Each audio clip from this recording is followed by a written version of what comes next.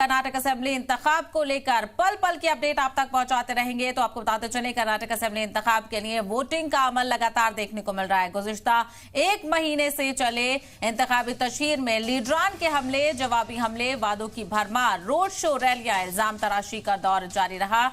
तो अब कर्नाटक के लीडरान की किस्मत का फैसला आवाम के हाथ में है और आज जो उम्मीदवार है उनकी किस्मत ईवीएम में कैद हो जाएगी। बिल्कुल, कर्नाटका के 5 करोड़ 31 लाख वोटर्स 2615 उम्मीदवारों की किस्मत का फैसला करेंगे। आपको बता दें कि सुबह 7 बजे से ही वोटिंग शुरू हो गई थी, जो शाम 6 बजे तक जारी रहेगी। सवाल यह है कि क्या कर्नाटका में बीजेपी 38 सालों का मिथक तोड़ पाएगी, क्योंकि कर्नाटका में 1985 के बाद कोई भी पार्टी लगातार इख्तिदार में नहीं आई है। तो क्या बीजेपी लगातार दोबारा इख्तिदार में वापसी कर तारीख रकम करेगी या फिर कांग्रेस इख्तिदार में वापसी करेगी? ये तमाम सवाल हैं, ये बड़े सवाल इस वक्त उठ रहे हैं और इन्हीं सवालों के जवाब तलाशने के लिए 13 तारीख तक का इंतजार करना होगा। बिल्कुल, तो आज वोटिंग का अमल लगातार देखने को मिल रहा है। 4 घंटे से ज्यादा का वक्त हो गया है और वोटिंग फीसद पर एक बार नजर डाल लेते हैं। तो 11 बजे तक अगर वोटिंग फीसद पर नजर डालें तो 20.99% तक वोटिंग देखने को मिल रही है। तो कर्नाटक असेंबली चुनाव के लिए वोटिंग का अमल लगातार 7 बजे से देखने को मिल रहा है।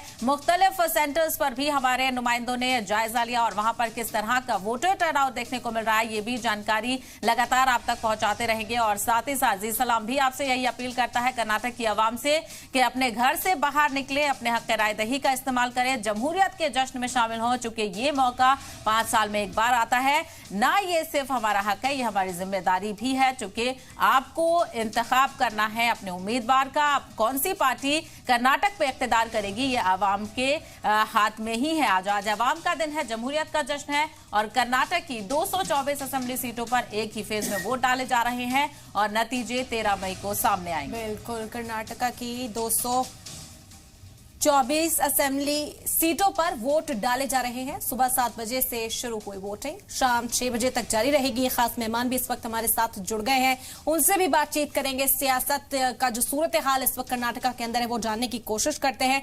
तारुफ सबसे पहले आपसे करा देते हैं। Niyaz Ahmed, senior BJP leader Karnataka, इस वक्त हमारे साथ जुड़ गए हैं। मोहसिन रशीद टोंग, कांग्रेस लीडर, इस वक्त चर्चा में हमारे साथ हैं। आलम पाशा, पॉलिटिकल एनालिस्ट, कर्नाटका से इस वक्त हमारे साथ जुड़ गए हैं। और रीना ब्रह्म भट्ट, सीनियर जर्नलिस्ट, इस वक्त चर्चा में हमारे साथ हैं। सबसे पहले तो बहुत शुक्रिया जी सलाम को कीमती वक्त देने के लिए, क्योंकि पूरी ताकत झोंकी गई। आज आवाम के हाथ में अब फैसला है, किस्मत आजमाने का दिन है। सबसे पहले रुक करना चाहेंगे नियाज अहमद साहब, क्या उम्मीद है कर्नाटका में क्या हाल?